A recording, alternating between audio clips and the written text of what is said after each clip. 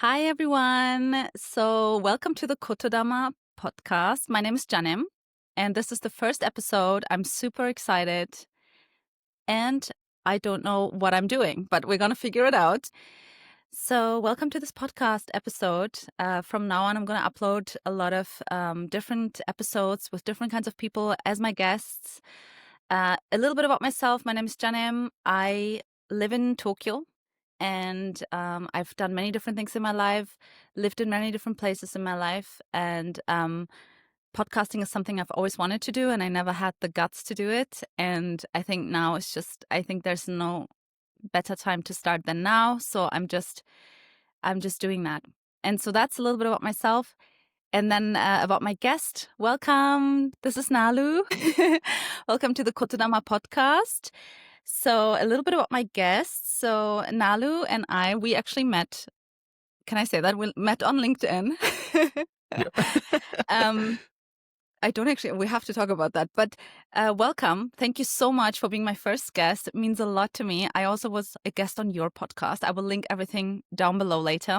So Nalu basically has his own AI startup company. He's an entrepreneur who he's just starting out with his own business, but I think you're not just starting. I think you're already doing great.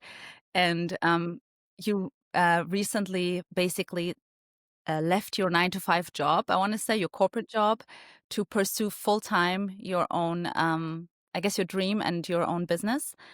And you also have your own podcast that's called the Shinka podcast, Shinka for Japanese evolution. Thank you so much. Pleasure being here, and thank you so much for having me on your very first episode. This is amazing. I don't know. So I thought we just start out a little bit. Tell me about yourself a little bit. I already introduced you, but what I guess what would be super interesting for me and people who listen is what inspired you to start your own business? Amazing. Of course. Yeah, happy to. Hello, everyone. Thank you so much, Janam, for the introduction. My name is Nalu Kamanse. I'm originally from Hawaii, and I've been living in Japan for the past almost 5 years this November. And yeah, as Janam said, so I've recently embarked on leaving the 9-to-5. The 9-to-5 that I've been with I was there with over a decade, just over 10 years. And this past June, I left, and it has been amazing. But equally, I'll say it's been absolutely terrifying in the same realm, that, finally on my own, and but it's also just completely freeing. And so I guess to your original question on why I left, I left because I wanted, I guess a few reasons. One is I always knew the corporate 9-to-5 wasn't where I wanted to be long term. That wasn't where I intended for life to take me or retire in that manner. And so I quite like the idea of building something new or creating something new. And so that's what led me to kind of, that final push was I thought this just felt like the right time. And then equally, I think that what I'm building, it's based, it's an AI, we'll start off as a consultant agency. And then it'll work with, the target market is with businesses in like the hospitality industry. And that's either restaurants or hotels, or travel as well. But it helps them, bridge this AI gap. And I think particularly as I'm still developing and kind of narrowing in on the customer or my target customer, it's kind of still based on helping them grow and develop and keep up with the times. And so that's kind of what got me started. I like helping people. I think that AI can help them more and keep growing other people's businesses. And so that's kind of what got me into it. Okay, amazing. That's really cool, actually, because I think a lot of people, because I also have a corporate job, and in my work environment, we talked a little bit about that when I was a guest on your podcast, is that I feel like a lot of people now AI is just here, and it just evolved so quickly that we are already using it now in offices, in day-to-day like work and also privately. And I think a lot of people just don't know how to fully use the full potential of AI. So I guess, True. yeah. So I guess like businesses like yours are such it sounds like it's a great bridge as well for people to utilize it better, right? Even if they're already utilizing it. 100%. And that's kind of, I think you nailed it on the head, where it's like everyone, like, AI is the buzzword. And there's so many folks that maybe will just barely scratch the surface. Cause I think we're still at a phase where with AI adoption, it's still very much so at kind of that early adopter phase. I don't think we've moved into the middle pack yet, especially with like how much more layers there are between it. And so, yeah, I think as far as the beginning of the stages goes, it's to help bridge that gap. Cause I think that's still, for me, it's a ton of fun where you can like, if there's somebody that's been in their corporate role for some time and you can teach them something new, that's so much fun for me. Seeing Ah. them learn, and yeah, it's a blast. No, that's amazing, because that would have been my next question, is what drove you? I mean, what's your passion there? What's the fun about it? That's Mhm. what do you like most about this? Good question. I think for me is the interesting piece is I love learning. I think still even to this day, like the ability, like there's so much more to learn that I still haven't, and that like my mind's allowed like this complete freedom to learn. But equally, then once I've learned something, the fun also comes from being able to share what I've learned and to teach. And so I think that's kind of what keeps this aspect fun, is that the business I'm building allows an aspect of teaching. And I think that's kind of where, yeah, what drove me to kind of at least, take the leap as well. Like, in addition to having complete control myself, of my, call it destiny, or like where my future will go, I still get to teach a lot. And that for me is a ton of fun, because then, you see people that you teach, that they grow. And that's the rewarding part. But yeah, so I think that's kind of what got me there. Amazing. Yeah, no, like it's interesting, because have you ever been like because you said teaching again, have you ever been like a teacher in different ways? Oh, Like good question. No, in education I, or? no, I've never been a teacher in education, but I will be fair, it's a career path that I thought about going seriously at one point. But I ended up sticking to the business side. But as far as like formally, no, so not professionally formally, but I used to coach baseball for a number of years, both in the US and then also here in Japan. So like the coaching was also like in parallel to work, like my relief of also being able to like teach and see the kids grow. That also was fun for me as well. No, that's amazing. Okay, no, but because I think you would, the thing is, okay, like this is something I'm thinking about lately a lot, is like people find often that often they kind of just realize what they like doing. Like, for example, oh yeah, I love teaching actually, but that doesn't mean, and this is where our brain and our like limited minds come into play, where we're like, oh, because I love teaching people, it means I have to be a teacher in a school. Like, no, it does not mean that. It means that you Exactly. love teaching, and there's so many ways that you could be teaching. There's so many ways, right? And I think you're great. You would be great at that. I mean, you're teaching me a lot No. already, and like yeah, I love your like spirit. You're very supportive, and yeah, I mean, we talked a bit about this in your podcast as well, but I believe that kind of when you know you want to do something, but you feel a little bit scared, but you still want to do it. That's what you should do. That you should take that risk, because like, yeah, otherwise you will never start, you will never change, and yeah, that's been something lately that's inspiring me, and I love meeting people like you who are like so supportive. And something I think when you put that thing out there that you want to do, then people kind of, you realize, oh my God, if I've never talked to you, for example, Nalu, if I would have never said, hey, I actually want to start a podcast, but I'm super scared, I don't know how to do it. Like, if I would have never put that out there, I would have never met you. And then I would have never realized, the tools that you have, or, hey, come on my podcast, like, it's fine. And then now you're introducing me to this other person, right? So it's kind of like, I don't know, it's kind of like community, right? I love that. So true. I think you nail, and that's exactly it. Like, it's everything until you start, it's all terrifying. And I think like a lot of, at least for me, I'll say, is like I was in my head so much about like, if I send this one message, what are they going to think? Or like, am I going to be, do they think like, do I even have the right to send a message? But like you said, like we met through your first DM was in LinkedIn. And then we had an awesome chat at Starbucks, which was great for our first connect. And then like, yeah, I think it's been awesome to see how it's evolved. And I'm stoked. This is your first episode. It's here. So Yeah. it's amazing. Yeah. So, oh my God, so much that I could talk about. I have so many ideas floating in my head, but let's Yeah, first address the fact that we're both foreigners in Japan. Okay. true. Hmm.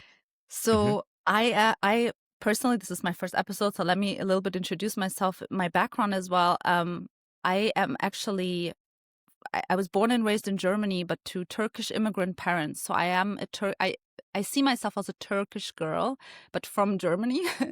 And but at the same time, I feel home in Japan, and I've lived in Japan before. And so I lived in, I lived in London, I lived in Germany, I lived in Dubai, I lived in Fukuoka, Japan, and now also back in the day, I also used to live in Tokyo, and now I'm back in Tokyo. So I've done a lot of different things in my life. That's kind of my background. And so I personally love Japan. And like this is one of my passion, or one of the things I love in life is Japan and Japanese culture, and just being here and like taking it all in. And you know, this is my kind of background with Japan. But how about yours? So I know you're Hawaiian, but from the US, right? Yep. Hmm. So Hawaiian, born and raised in Maui specifically. Also, thank you. I love hearing your background as well. That's amazing. But yeah, so from my end, born and raised in Hawaii. And I was there my whole life until I was 18. And then I left for university. And I spent 4 years in Indiana, kind of a Midwestern state. The university is like only a university town. Um, and then after that, I was in Texas, and then I was in Washington before coming to Japan. So I've been here 5 years, and I guess my history with Japan kind of goes back, and of course, like there's you hear like culturally wise, like this is the best place to be. It's so deep and rich, but I guess for me, it's kind of a crazy story. So the town I grew up in is it's on the island of Maui, specifically in Lahaina. And there's a school called Lahaina High School. It's the oldest school west of the U.S. Rocky Mountains. It's from 1831. And my aunt, she was a longtime teacher there, over 20 years in the classroom, and then another 20 years in doing curriculum for the state of Hawaii, particularly Maui County. Um, but Japan used to have or as I said, the high school did an exchange program with schools in Japan for over 2 decades. And what this was, and it started out with schools. I don't think any Tokyo-based schools, but it was one in Nagoya, and I think that for a bit of time, it was Osaka, and then kind of Western Japan. But for the school's summer trips, they would come and do an exchange program at this high school. Where they would of course, learn English, but there's also like, cultural exchange pieces where they're getting involved with the Hawaiian culture. They're learning about just what it is to be Hawaiian in general. But my aunt was a big part of that program, and was involved with it every year they were coming to Hawaii. And so, but yeah, it was a mix of, either the kind of co-ed schools, or then like I think the latter half, it was a lot of just all girls schools coming from Nagoya, and they would stay because that high school, it still has a dormitory. So it's one of the only public schools still that has a full boarding program. But so that was my first kind of cultural understanding or engagement with Japan. And I think since then it's just, it always evolved. And then, but to be fair, I will also be honest, like I never thought I'd actually be able to live and work here because I always thought there was going to be a Japanese requirement. But I eventually wanted to work overseas at some point, and when the opportunity came to Japan that didn't require speaking Japanese, it was almost like it all aligned and was kind of Wow. destiny. So, It but all yeah, I like know that's a felt. long-winded story, but that's how I got here.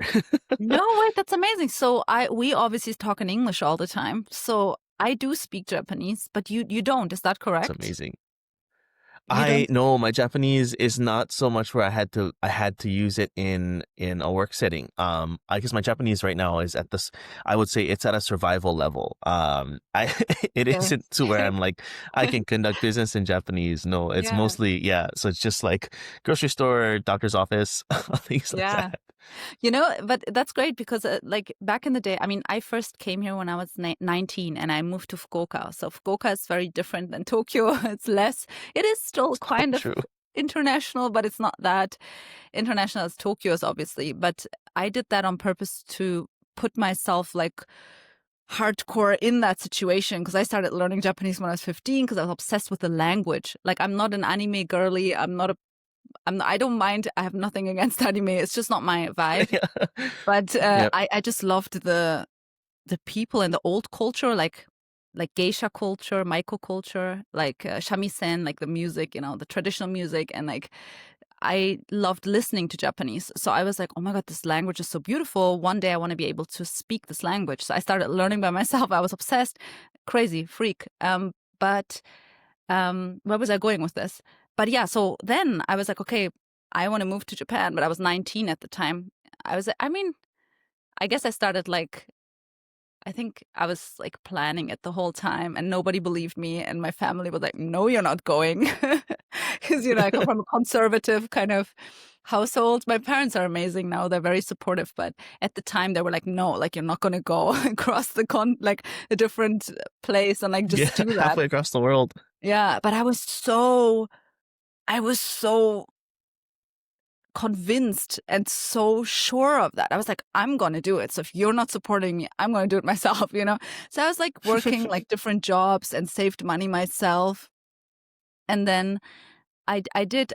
In the end, they ended up supporting me because they saw there's just no way. She's not going. She is going. So we have to just, either we just keep like fighting or we just accept, that she's just going to do this.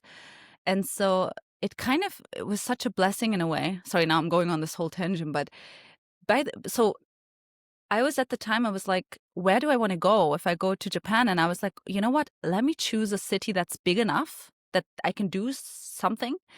And at the same time, Japanese enough for me to be completely like in that language and cultural new world. And so I chose Fukuoka because I was hoping not many foreigners knew about it. And I was correct. Like, most foreigners in Fukuoka still to this day are Korean people, so who come over True. from Yeah. Busan. Yeah. So Yep. it's like it's not many Westerners or other types of foreigners there. And so I did that, and within 6 months, and I did go to a language school as well, and I really learned as well. But within 6 months of just being in that environment, I became fluent. And I'm not saying perfect, okay? Fluent is not perfect, but fluent is when you're just able to talk. So in my opinion, and I also used to be a language teacher, but this is how I define fluent, is to, if you're just able to talk about anything, and even if you don't know, like if I don't know what this means, being fluent also means to be able to ask what this means in that language and then understand when someone describes it to you as if you were a child. And to me, So true. instead of saying, hey, this is a cup, and in Japanese it means magu-cup or whatever, like, just describe to me what it is and what it's for, right? Obviously, this is now a stupid example because everybody knows what a cup is, but you know what I No, mean? it's perfect. Yep. So I kind of was, yeah, but back in the day, so this is like when I was 19, I'm 31 now. So this is 12 years ago. Is my math correct? I think so. I hope so. Yep. 12 years ago. Yeah, it was in 2013. And Japan was still very different than it is That's amazing. I today. was gonna say, like, yeah, like that's a wild experience because, like, even as I think of, like, back in 2013, translation tools weren't as adapted as they are now. Like, you really were engulfed in the language to just Dude, basically survive, right? dude, I Especially didn't in have a Fukuoka. smart, no, I didn't have a smartphone. Okay. You know how I survived? Like, people Gosh. at the time, I don't know if you know, like, we had like denshi jisho. You know denshi jisho? Like, it's like What's Denshi Disho? it's an electrical, like, translation Is device. It was this Oh, thing. the separate ones. I think they still charge some of those, right? Or they still have, like, I think you can still rent some of those small ones that are handheld that's like separate from the phone, right? Yeah, it's that thing, but back in the day it was around this size. Oh, I sound like a grandma. Did you hear how I just said back in the day? So we have like this kind of thing, and you type in it. You type like your word, and like it has basically mostly two. Often it had only, I think some of it had more languages in it, but it was literally like a translation device. And it was really high tech at the time, but it was just this device, which means there's no updates, right? As if you're using a phone, obviously there's updates, Yeah. there's new words coming in, like language is Yeah. changing all the time. But like at the time we just had this device and all the words were in there. That was all the words that were in there. Okay. So yeah, we used that thing, and I didn't have a smartphone. It was right at the cusp when people just started having smartphones. I was So going to say 2013 was right at the cusp. Yeah. yeah, That's what I'm like, that is a. yes, dude, this is how old we are. I love it though. I love it. Like, I love that time. But Yep. so what I had, like in Japanese, we call it like garake, Galapagos keitai, like old. Oh, there's a beautiful butterfly just out my window. So we had these flip phones. I think in English you call them flip phones, right? Mm-hmm. And I loved it. I didn't have any internet on it. Okay, it was just SMS, like messaging directly people. I had no map, no Google Maps. So what happened was I was 19, stranded in the middle of kind of nowhere in Fukuoka. I was not in the city center. I was somewhere in the I don't know where I was. But what happened was I often got lost, and basically genuinely being lost is not something that you can do anymore, because now you do have the Google Maps, right? The But at the smartphone, right? time, Yeah. yeah, like at the time, I had nothing. I was just lost. And what happened was, okay, I don't speak this language much at the time. And I was like, what can I do? Like, I just had to talk to people and be like, sorry, I just lost my way. This is my address. Please help me. And there was this Japanese family that I didn't know. I don't know if I think I told you the story before. They just put me in their car and drove me home. Like, I mean, I you love know, that. That's yeah, amazing. yeah. And So you're talking about this Japanese family that just picked you up and put you in the car, which is just amazing. yes, okay. So basically, moral of the story is, back in the day, Japan used to be even more welcoming and even more, and I don't want to say it's not like that anymore, but obviously in a big city like Tokyo, you cannot just pick up random people, put them in your car and drive them home, okay? True. There's too many tourists, there's too much going on, but there was this, and there still is outside of large cities, there's still this mentality that Japanese people have that I love, which is that if you see someone struggling, you cannot just tell them, yeah, go there in that direction for 30 minutes and then turn to the left. Like they feel a responsibility to help you. And I love this. And yeah, so I don't know. That was just That's a story amazing. about, yeah, but Now, it helped, if you don't mind me you asking know. you a question too, you mentioned so you were teaching is it English back in Fukuoka? Yes, I was teaching English in Fukuoka to adults, to kindergarten children, and Amazing. also German to adults as well. Oh, Yeah. that's really cool. Right on. Yeah. And then I was also modeling. I was doing random like jobs, little jobs on the side. I did all kinds of things. But yeah, it was great to be fully in that environment, to really learn the language and like immerse yourself. That's the word I was looking for, like the immersion, Mm. fully. And so for me, that was super fun. And back in the day, to get back to the talk we had earlier, it's like back in the day in Japan, you needed to speak Japanese because literally nobody spoke English. Now I feel like there are more and more people who actually understand English, even if they don't fully speak it. They can understand bits and pieces, and some people are fluent, obviously. But yeah, it changed a lot. So now I think you don't need Japanese anymore to come here. Um, True. That's fair. but I think obviously I always say, and I'm still learning Japanese right now through my company, because they're sponsoring, like they're paying like a business Japanese class, and I want to brush up like my business Japanese, because I'm very casual. Okay. Mm. And it's just who I am. And my Yeah. company, I feel like the people in my company, they just accepted that that's who I am. But, it's not necessarily professional all the time. I want to be more professional.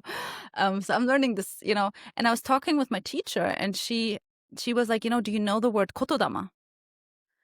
And I was like, yeah, but I haven't thought about this word in such a long while. So do you know, Nalu, what Kotodama means? No, I was gonna ask after we recorded because I love the name of the podcast. Kotodama sounds awesome. So like I don't, but please.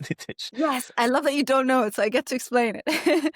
So Kotodama is, I mean, it's actually quite complex. I guess you could really read up on this. It's deep, but in short, it's an ancient Japanese belief that words have spirit and spirits in them and energy and entities sometimes. This sounds a bit scary, but more so like that words are alive and they have not just a mental meaning, but there's spirit and in words. And so this also goes back to Japanese, like written language, obviously, the written language, but also words when you speak. And so I really love this belief. I really believe in this, actually, spiritually. I do really believe That's that words have beautiful. energy in them. And, you feel the energy in words. I mean, I feel the energy in words. So I really do believe this. And this is an ancient Japanese belief. And my teacher was telling me this, and I remembered. And this is already when I knew I wanted to have a podcast. And I was like, this is perfect. This is the perfect. I don't know. It just made sense to me. And I love it. Yeah, And because I get to explain this concept, this ancient Japanese beautiful concept, to other people. And it also, podcasting is about talking, and it is about, because even now we're not sitting in the same room, we're talking to each other and we're creating a vibe, we're creating an energy, we have an energy exchange. And, I think that was so fitting and it just made sense. And I was like, oh my God, this is the name of my podcast. that's beautiful. Yeah. That's amazing. No, thanks for the explanation. And I agree with you. Like you can feel like I think even though we may not physically be in the same room, with Yes. podcasters, when you have the right connection, you can feel the energy coming through it, right? That's Yes. beautiful. I mean, you know what? And like, that would be my next question, because you do podcasting for how long are you doing it now?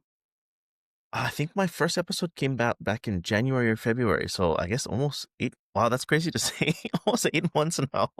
That's a bit wild. Wow. So, how do you feel now doing like, what do you like about podcasting? Do you enjoy it still? Is it different than in the beginning? Tell me a little bit about your podcasting journey. Fair enough. Also, I'll say from the very beginning, I remember my first episode. I filmed it. I was on a work trip in Singapore, and I had filmed it with he was a entrepreneur who does his company's about sustainability in the aviation industry. Um, and bless him because he worked with me through all of the kinks. And he was, it was just great. And surprisingly enough, I didn't end up publishing his episode because after we recorded, he never approved the episode. And I think my emails must still be going to spam anyways. It was good to get the nerves out. No. So technically my first episode that's published is my third episode, but why I was happy that it was the third episode that got published is because I got to interview this entrepreneur, and his entire business model is truly about giving. It's about the idea that the more you give, the more you'll eventually naturally comes back to you. It's a beautiful podcast. But that ended Wow. up being my first one. But to your question on how has it adapted, even those first 3 episodes were terrible. I look back at them now, I feel like, oh my gosh, it's so awkward to just watch. But Yeah. it's and so I guess the way it's changed is I those first episodes I was so worried about, sticking to a script. Am I even qualified to talk to the guest? How do I connect? Because I naturally think I'm more of a listener than a talker, which is actually perfect for podcast when you have a guest on. Um, Yes. but so now I guess when I have the conversations, I don't use a script anymore. I have a general framework for what I want to ask. But I kind of just let the conversation flow where it was. But I think as it was in the beginning and kind of now with the podcast still, I just love listening to people's stories. I love the conversation. Um, and that's my favorite part about the podcast. I know eventually it started out as kind of my lead funnel, and it still to an extent is for the business, but more so now these days it's really just to have a good conversation and kind of be a platform that kind of shares the insights of these leaders that have tremendous stories. They do a lot of good things, and so their stories are, it's good to share them. So I enjoy that. Yeah, I love that. No, you are such a great listener, but you're also a great talker. I think you need Oh, both. thank you, And I but I think don't you think have so. both. No, thank you. No, No, you do. I'm too And shy. it's this genuine curiosity. You do need that, I believe, to be a good podcaster I mean, obviously now this is my first episode. I don't know what I'm talking about myself, but from the podcasts that I always love listening to, it's people who are genuinely curious, like, but what does this mean? And why do you do this? Like Yeah, that's fair. they are genuinely curious. And it's this like inner child that you can really feel like, I want to know. And how do you do this? And how do you? So yeah, I think you have that. And so yeah, Thank I you. think that's kind of what you need there. Um yeah, that's And yeah, but likewise, I think I Mhm. feel it with you as well during our conversation. So it's perfect. Thank you. And I think the cool thing, I mean, I know there's people who podcast alone as well, and I do enjoy those episodes too sometimes. I still don't know if I want to try that out too, but I think the cool thing is when you have a guest on that you already have you have basically two worlds colliding. So True. I Yes. don't have any followers yet. I don't have anything yet, right? But now that our worlds colliding is automatically, I will have different kinds of viewers because you're Yes. on. And 100%. so according to each guest that you have on, you reach different kind of audiences. So I think that's really cool as well. I don't know. True. It's a fascinating, it's this kind of this fascinating idea for how it works, because like you don't know who you're going to reach and like who your message will kind of resonate with. So that's almost the best part, because it goes far. So Yes. And we talked a little bit about on your podcast, so I don't want to like talk about the same exact thing, but just a no. little bit about. I'm a little bit worried. Obviously, what if there are haters and they're like, "What are you doing? You're not supposed to talk. Like, who are you?" Or just when people get really, I guess, offensive and mean in the comment section. So, how do you deal with that? Yeah, no, totally fair. Um, and I think the best way is like, and kind of, it's about understanding that what you're doing is more for it's there's people that want it, and will be there that like the message will resonate with. That's for them more so than it is for the what's the word I want to use? The people that'll crawl out from the corners of the internet with such negative energy. Those are the worst ones. They always exist. You can't get away from them. Yes. And I guess like it'll take some time to have like a thick skin, because then to an extent, right, when those negative comments come in or those bad comments come in, all they do is they'll always play to that negative thoughts you've already had in your own head to an extent, which is the worst part when they come up. Um, but I think what's grounded me is that, look, I'm learning. I've put myself out there. It's kind of just part of it. And when it comes, it's just trying not to let it get to you as much as possible. Because I do know, and Yeah. I'm passionate about like what these entrepreneurs will at least say from my end. It's really good information, and they're making themselves vulnerable. The person in the depths of the internet that's kind of just being negative is not putting themselves out there. And I wish them well for whatever they're battling with, because it's never about the podcast or whatever you're putting out there, right? Never. It's always about something else. They're using Yeah. they're using the whatever you're publishing as kind of their punching bag, which isn't fair to you or your followers or your guests, whoever Yeah. you have on. But yeah, I think that's the best way to kind of just do it, is just to be grounded in why you're publishing and who you're publishing it for. Yes, and I love what you said with the vulnerability, because you do have to, and it requires strength and courage to be vulnerable. And for me, I up until very, very recently, I mean, I don't use social media such as Instagram or TikTok or anything for more than, I guess, 8 years now. So I've disconnected from that world completely, except for watching YouTube. But lately, I do actually put myself out there on a different YouTube channel as well, together with my partner, and we're just doing that for fun. Um, and so I think Yes. So now I'm 31 now. Okay. So now I'm in a different place in my life where in my 20s, and I still don't want to use Instagram. I'm not interested, but I would be interested to use it for business, or for podcasting or, but I would not like to use it as an individual still, because I felt like every time I'm scrolling through even positive content, okay, but it gave me this feeling of maybe my life is not cool enough. Like I had a FOMO of life. I think we might have talked about this before, but so I saw a massive increase of my mental health and well-being completely deleting social media.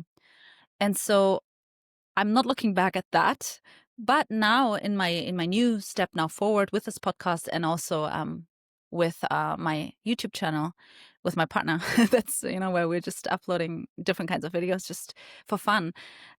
It's kind of more of a conscious choice now for me to step into this vulnerability, knowing that people could, put their own negativity on you and put their own anxieties on you. And then at the same time, I guess I'm still scared of it, like, not gonna lie, but I think it can, as you say, if someone says something to you that you don't believe about yourself, it would never affect you. But because when people say something mean that deep down a part of you does believe, it can hurt. So I guess then you could also use it, okay, use these negative comments that might come anyways, anywhere, even in the world and out there, not just on social media, to for your own, I guess, like, evolution, yeah, alchemizing, 100%. and as a Yeah. catalyst for change and for understanding, okay, I guess there is still an insecurity about this thing that I have. So I guess it could be a teacher, right? True. I quite like what you said, though. I think to your point, I think you'll be like having separated from the social media piece. You're right. I used to like back in the day when I was younger, for sure. Like there's always that FOMO aspect. Like I should be doing more. Even to an extent now, you see so many folks that are like, always seems that you could be doing better, but and it takes a while to kind of overcome that FOMO, or like just feeling that you're not enough to an extent, or not doing enough. But I think you've separated from 8 years. You've got the strength to do it. That's the the strongest muscle. Yeah. I mean, yeah. Okay, then you asked me on your podcast, you asked me such a great question. I don't know how you worded it. I'm going to completely No mess worries. that Yeah. up now, just like I messed up the Kotodama explanation. So please, guys, look No. it up. Whoever's watching this, it's a great concept. Sorry for messing that up. But you asked me something like, what would you like to talk about most in your podcast, or something like that? And I have many different interests in my life. Okay, culture and trauma, healing. Okay, spirituality, other people's stories. Like I love listening to stories and telling my own stories. Like all of those things. But one thing that I did answer as well on your podcast was that I love talking about things that people are afraid to talk about. So Hmm. I want to ask you now. Sure. what what are you afraid to talk about? mm. Well, that's a deep question. Yes. I th- I th- I think the part that I'm most afraid to talk about, probably, I think, is when, and maybe I'll keep it towards this, starting a business and going that way, is about actually failing. Um, you hear so many gurus or like folks that are out there, like, you have to be okay with failing, but I don't know if they talk about the journey to be okay with failing. Because I think that, for at least for me, it was, after 10 years, you have the security of having a job that comes in place. You have the kind of, especially I think in Japan, it's like that the social status of like, you work for X company that kind of defines you as a person, right? There's that other aspect to it. And then all of that comes with it. And then you leave to start something on your own.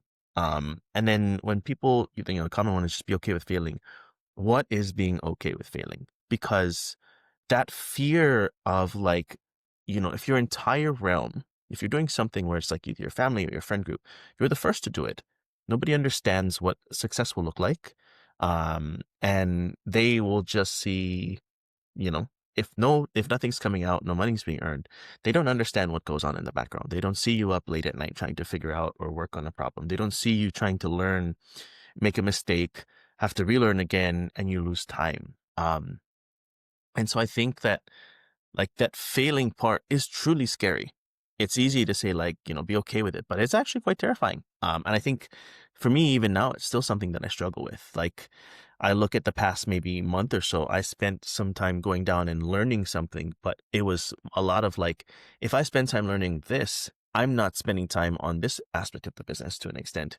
And like, it feels like I've failed because something's not moving forward when it's like, technically I didn't. I learned something new, I grew, but that doesn't help move anything forward. So I think that's kind of the hardest part with like I would say like there's a lot of like romanticizing the starting a business, becoming an entrepreneur, but I think there's a lot of like mental growth or strength that's also needed to be okay with like one, the unknown, but also this failing part, because then you're like, and you face your friends and family that may have been like, I told you not to do it, or like, we knew it was going to happen that way, which is the hardest part, I think. So if that's where like things that nobody had talked about, that, the quiet part out loud, maybe that's the one aspect that is Yes. And oftentimes on my mind.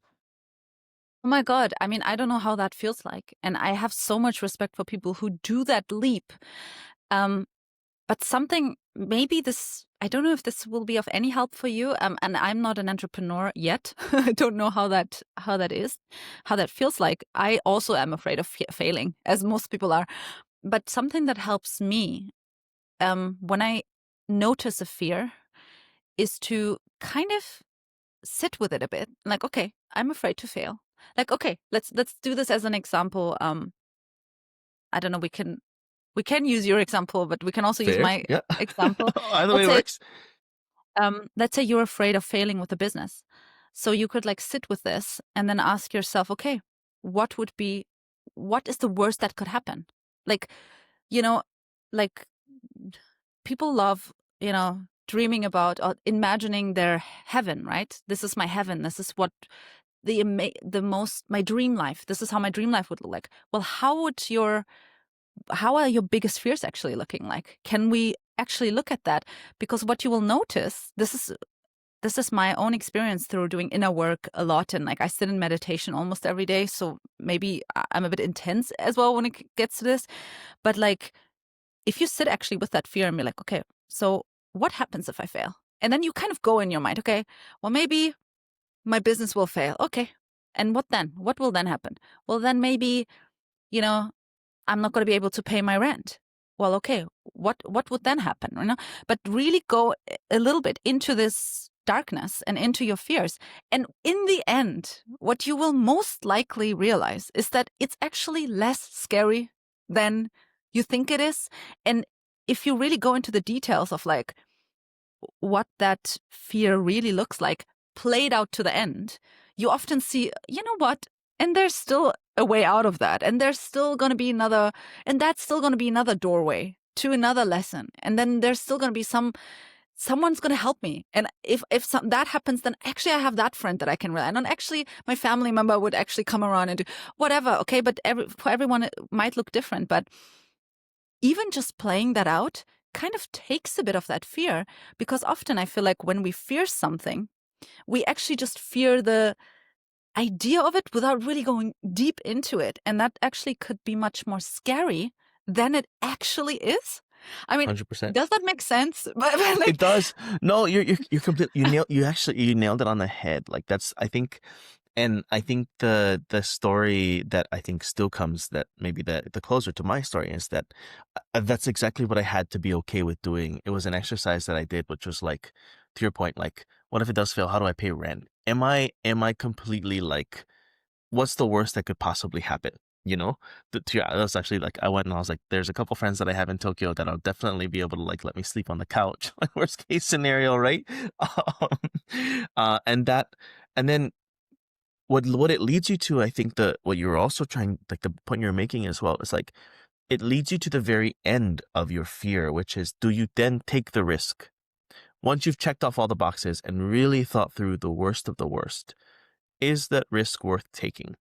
And then I think that's where it leads you to like, I did take the risk, but like other folks will have to make that decision. They'll have to be really okay with like, are you okay with taking this risk? Because that's what it all ends up being. Is it's a risk, a question of risk tolerance. Um, and if you're okay with it, then you may see what the reward could be. And it's a choice, and it's a True. conscious choice, and you did make that Yes. conscious choice.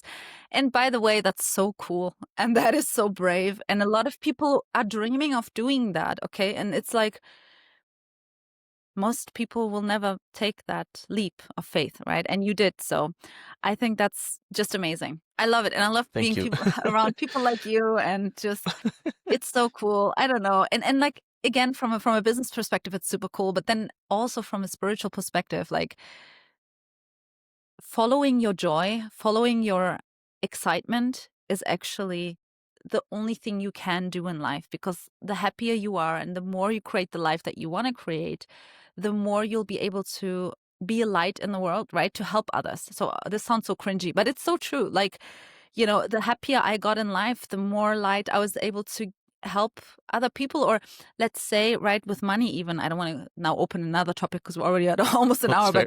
but like even money, like people still believe money is evil, but money is not evil. Money is a tool. So if True. I'm able to actually be abundant financially, I can actually help my a friend out if he's in need. But if I Mm-hmm. don't have anything to give, I cannot give, right? So that's just money as an example. But there's so much like love and support and believe in yourself, and and yeah. So and I want to say also, you just being you is actually, I mean, for me, that's the meaning of life. It's just being Mm-hmm. you and being the true who you really are. And like, it's so different for everyone. But for you, Nalu, specifically, like you doing that taking that leap of faith, and then also doing your podcast and connecting with me and being so gracious. Like, I don't know, is that the right word? Like, you're very gracious to even support me and have me on yours, and just be there. So if you wouldn't have done that, I wouldn't have done this. Oh my God, do you see? It's like such a ripple effect of like, Oh, you it's see? amazing. No, it's a great. No, thank you so Yeah, much. But I am yeah, equally so excited you're here. It's here. First yeah. podcast. Yeah. Thank you. I still don't know what to do with this afterwards, but I'm gonna figure it out. But And I'm here to help. yeah. Thank you so much. Maybe for the before we bring it to an end, where can people find you? What do you want to Perfect. plug? Yeah, I mean, so there's you mentioned in the beginning, the podcast that I have it's called Shinka, and it's a podcast on business evolution, and it's across Spotify and LinkedIn for now. I haven't done myself also on the